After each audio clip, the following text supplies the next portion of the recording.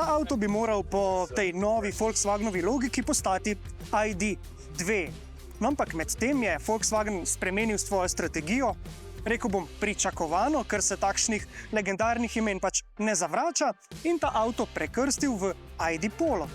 In kaj o novem Polu že vemo? Vemo, da bo cena vstopnega modela nižja od 25.000 evrov, vemo tudi, da bo imel baterijo, ki bo omogočala nekako več kot 400 km električnega dosega. No, po mojem mnenju pa ta avto izgleda tudi precej športen, precej dinamičen, predvidevam, da bo imel dobre vozne lastnosti, kar se nekako sklada z novo Volkswagenovo filozofijo, ki nekako vrača to znamko na pota stare slave, kot sami pravijo odgovorni. No, ampak športnost, dinamičnost ne bo prva naloga tega modela.